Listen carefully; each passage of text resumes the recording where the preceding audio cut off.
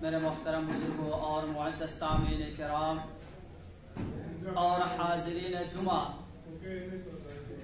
یہ اللہ تبارک و تعالیٰ کا بہت بڑا احسان اور کرم ہوا کہ اللہ تعالیٰ نے ہم سب کو دنیا کی تمام مشغولیات سے فارغ کر کے ایک اہم فریضہ جمعے کی نماز کے لیے ہم سب کو جمع فرمایا۔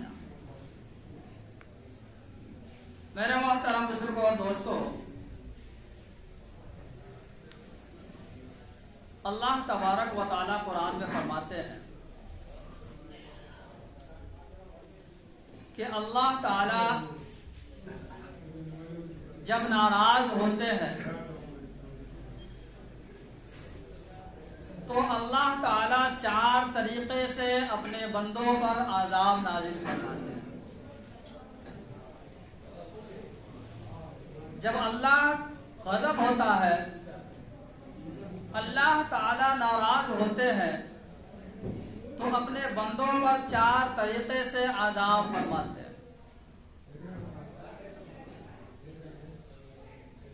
ایک پتھر کی شکل میں، دوسرا عذاب وہ آگ کی شکل میں،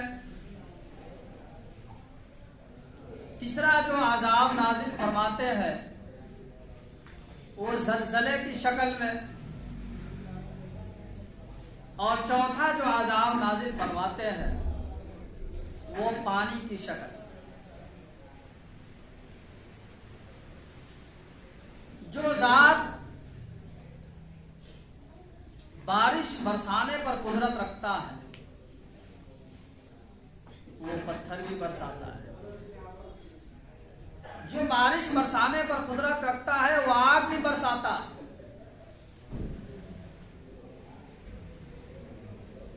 جب اللہ ناراض ہوتا ہے تو اسے کوئی روک نہیں سکتا، کوئی ٹوک نہیں سکتا، اور جب اللہ کا قہر اور اس کا عذاب آتا ہے،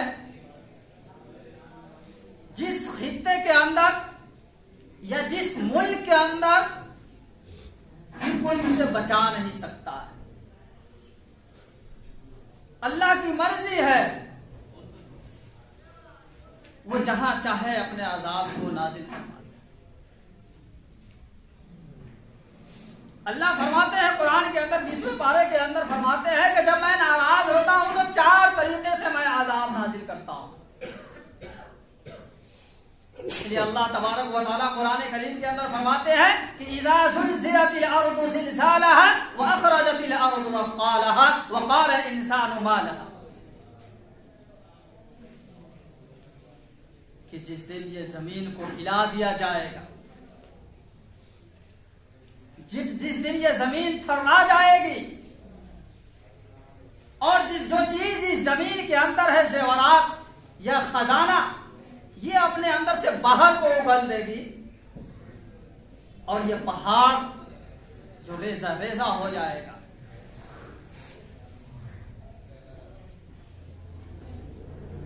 اللہ تبارک و تعالی جو ہے،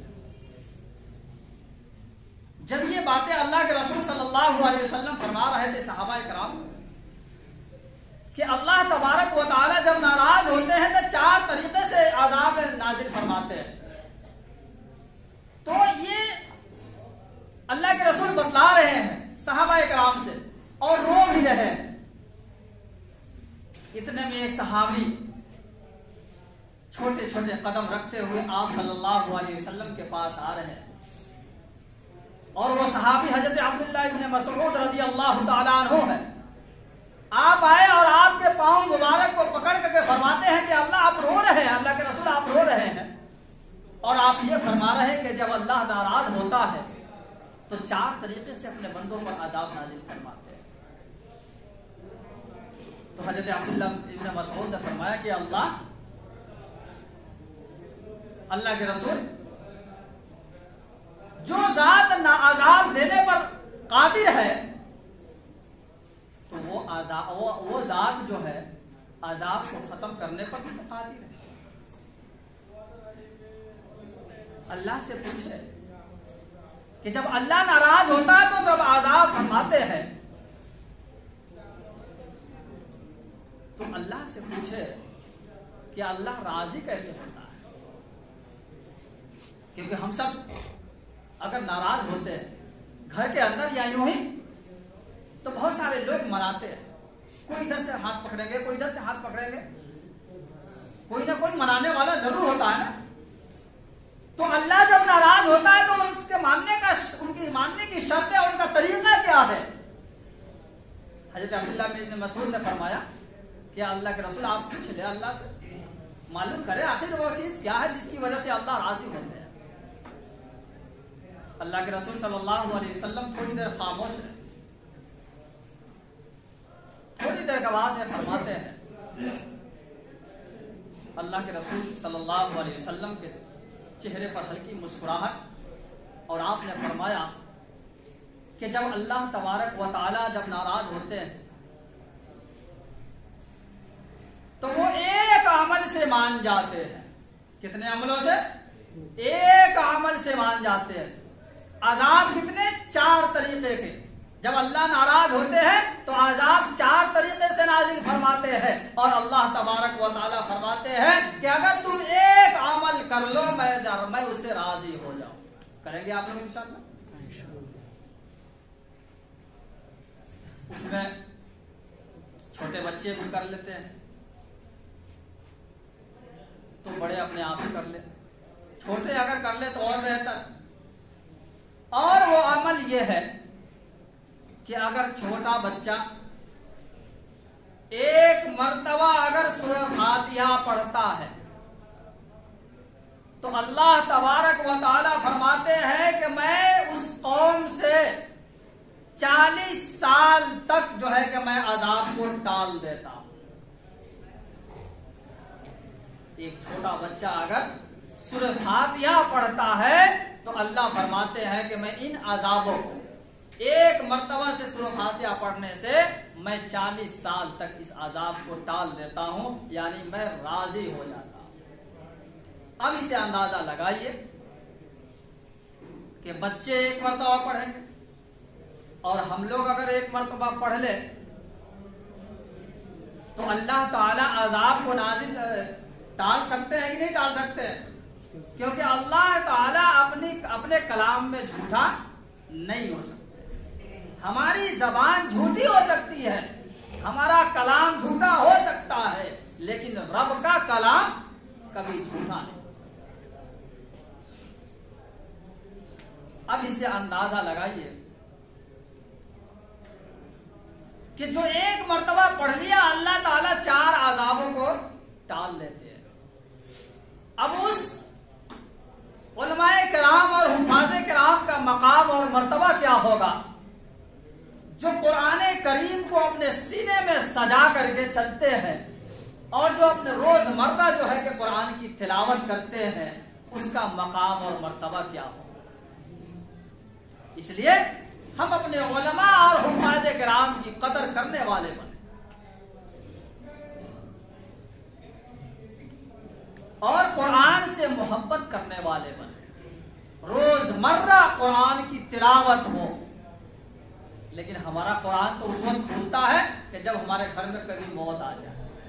ہمارے گھر میں جب کسی کی موت آ جاتی ہے پھر جا کر کے قرآن کھلتا ہے, نہیں تو یہی بالکل اس کو جوزدان میں باندھ کر کے جو ہے اس کو بالکل الگ جگہ میں رکھ دیا جاتا ہے جہاں پہ کوئی پہنچے نہ, کوئی بچے کا ہاتھ بھی نہیں پہنچے, کوئی بڑے کا بھی ہاتھ نہ پہنچے, ایسی جگہ میں اس کو رکھ دیا جاتا ہے. اس پر جب اس کو پڑھنے کی جب نوبت آتی ہے تو پتہ چلتا ہے کہ اس میں دیارہ لگ چکا ہے, اس میں جو ہے کہ جالے لگ چکے ہیں, وہ گرد و غبار سے بالکل تربتر ہے, لیکن کبھی توفیق نہیں ہوتی ہے کہ اس قرآن پاک کو ہم کھول کر کے پڑھیں.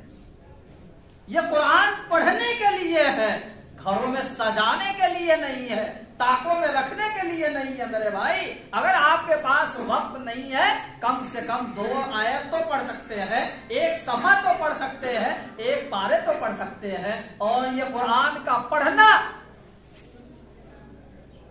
یہ گناہوں کو مٹانے کا سب سے بہتر طریقہ ہے.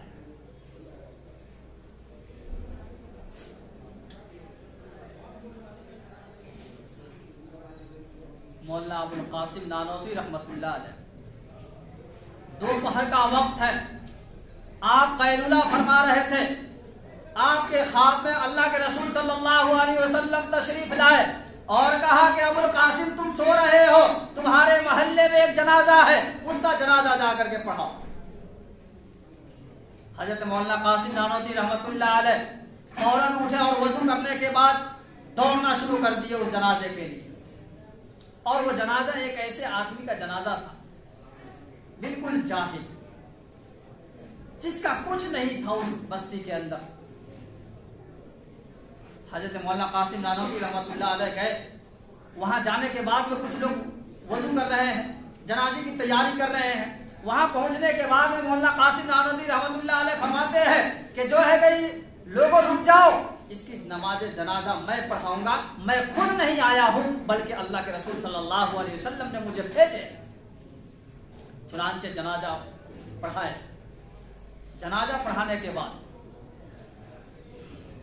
اللہ کے رسول صلی اللہ علیہ حضرت مولانا قاسم نانوتوی رحمت اللہ علیہ نے سوچا کہ آخر ماجرا کیا ہے۔ پھر رات میں یہ بات ان کے دل میں پیدا ہوتی رہی کہ کوئی اہم بات تو ضرور ہوگی کہ اللہ کے رسول صلی اللہ علیہ وسلم مجھے حکم کر رہے ہیں۔ تھوڑی دیر کے بعد میں رات میں جب قیام کرتے ہیں، پھر اللہ کے رسول صلی اللہ علیہ وسلم تشریف لاتے اور کہتے ہیں کہ میں نے ابو قاسم تم نے نماز جنازہ پڑھا لی؟ کہا کہ اللہ کے رسول ہاں میں نے نماز جنازہ پڑھائی۔ اللہ کے رسول فرماتے ہیں کہ اس جنازے میں جتنے لوگ شریک تھے اس جنازے کی وجہ سے میں نے جو ہے کہ سب کی مغفرت کی۔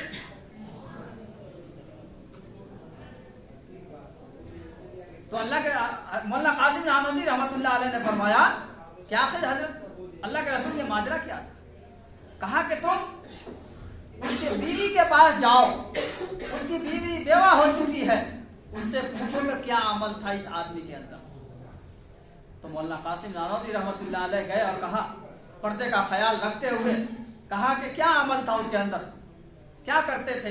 ان کی بیوی نے کہی کہ وہ روز صبح صبح جو ہے کہ غسل کیا کرتے تھے اور وہ پڑھے لکھے نہیں تھے، لیکن قرآن کو سامنے رکھ کر کے جو ہے اس پر انگلی چلایا کرتے تھے ایسے۔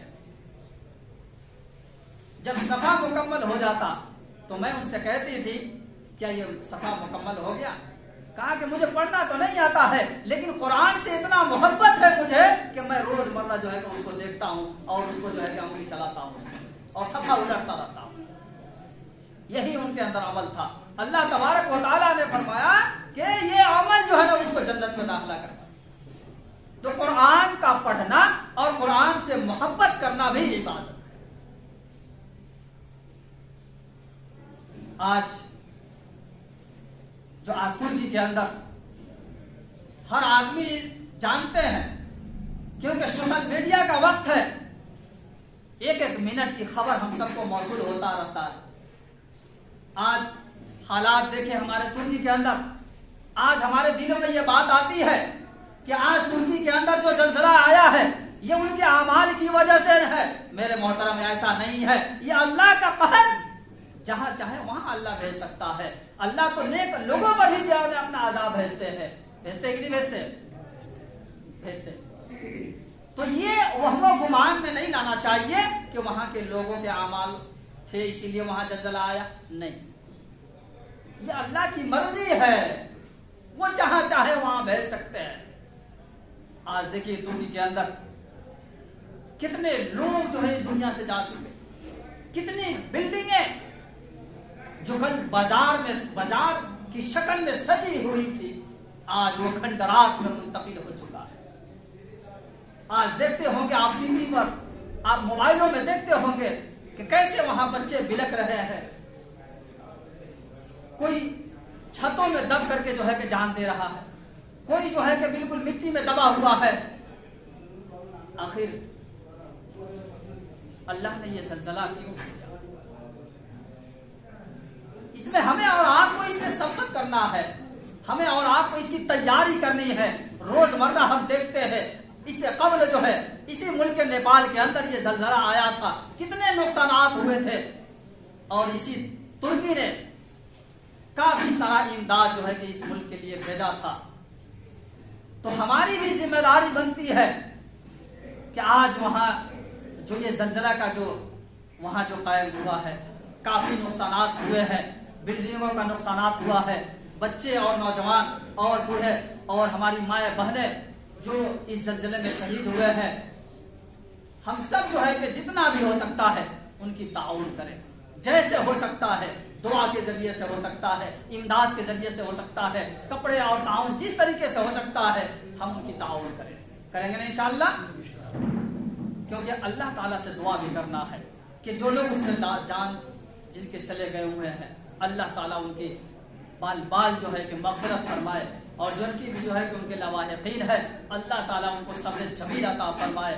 और तमाम मुसलमान और ईमान वाले के लिए जो है ना दुआ करना है, और अपने लिए भी दुआएं करनी है, और अपनी भी तैयारी करनी है। क्योंकि वहाँ जो ज़लज़ला आया किसी को मालूम नहीं था कि जो है कि कल सुबह हम देख पाएंगे कि नहीं पाएंगे। हर सुबह में काफी लाशें पड़ी हुई है, मालूम था उन लोगों, किसी को मालूम नहीं। आज हम आपके सामने हैं, आप हमारे सामने हैं, कल की सुबह में जो है पता नहीं हम में से कौन रहेगा कौन नहीं रहेगा। इसलिए बारहा कहा जाता है कि मौत से पहले मौत की तैयारी करे जो लोग जा चुके हैं। इससे पहले अभी नेपाल के अंदर जो हादसा हुआ, ये प्लेन का काफी दुखदनाक हादसा हुआ जो हम सबके सामने था कि प्लेन उड़ा और पहुंचने से पहले पहले जो है कि वो हादसे का शिकार हो गया।